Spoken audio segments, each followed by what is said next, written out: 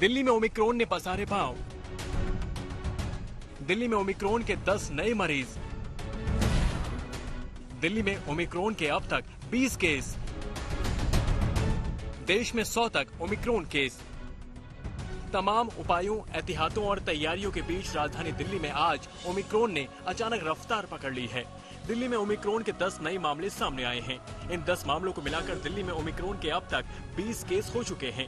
हालांकि राहत की बात यह है कि 10 मरीजों की अस्पताल से छुट्टी भी हो चुकी है। जानकारी के मुताबिक 40 सैंपल जीनोम सीक्वेंसिंग के लिए भेज दिए गए, जिनमें 10 की रिपोर्ट पॉजिटिव आई।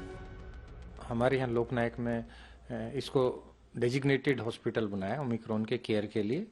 अभी हमारे पास 10 पेशेंट्स ओमिक्रॉन के एडमिट हैं, जो कि जीन सीक्वेंसिंग से कंफर्म हुए। बेशक फिलहाल ओमिक्रॉन वेरिएंट कोरोना की दूसरी लहर की तरह घातक नहीं दिख रहा, लेकिन दिल्ली वालों के लिए ये चिंता की बात है, खासकर ये देखते हुए कि ओमिक्रॉन की एंट्री के बाद दिल्ली में अचानक कोरोना के केस भी बढ़ने लगे हैं।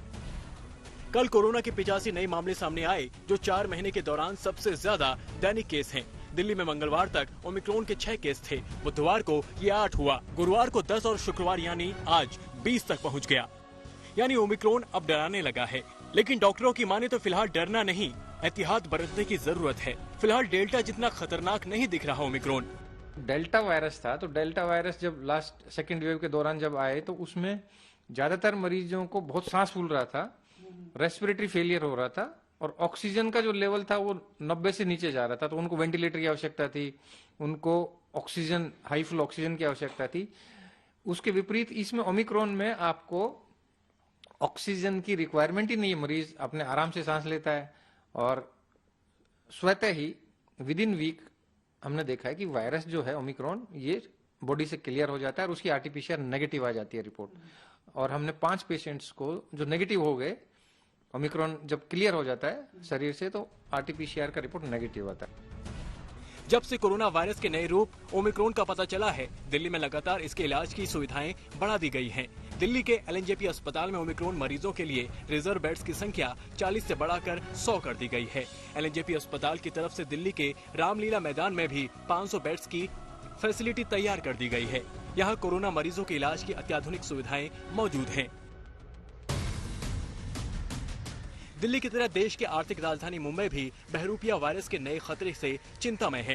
ये तस्वीर मुंबई के पाली हिल के उस वास्तु बिल्डिंग की है जहां फिल्म अभिनेत्री आलिया भट्ट रहती हैं। बीएमसी के कर्मचारी बिल्डिंग को सैनिटाइज करते नजर आ रहे हैं।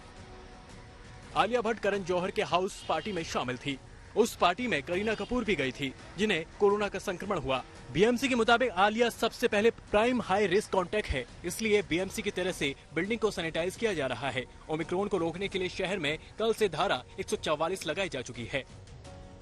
ओमाइक्रॉन के बढ़ते केसेस को देखते हुए मुंबई पुलिस ने बचाव के तौर पर धारा 144 मुंबई में लागू कर दी है। आपको बता दें, दिसंबर 16 से लेकर दिसंबर 31 की रात के 12 बजे तक ये धारा मुंबई में लागू रहेगी। इसके तहत 5 से ज्यादा लोग एक जगह पर जमा नहीं हो सकते। जहां पर भी कोई पब्लिक गैदरिंग होने वाली थी, उन्हें कैंसिल कर दिया गया है और इसके अलावा जो भी इवेंट होंगे, उन इवेंट्स में सिर्फ 50% लोगों को अलाउ किया जाएगा। इस इवेंट में जो भी ऑर्गेनाइजर्स होंगे, उनको दोनों ही वैक्सीन लगी होनी चाहिए और जो लोग इस इवेंट में शामिल होंगे, उन्हें भी पूरी तरीके से वैक्सीनेटेड रहना है। अगर पूरे देश की बात करें तो देश में ओमिक्रॉन ने शतक जड़ दिया है। कल 87 मरीज थे, लेकिन दिल्ली में 10 और तेलंगाना में 3 मरीज बढ़ने से इसकी संख्या 100 हो गई है।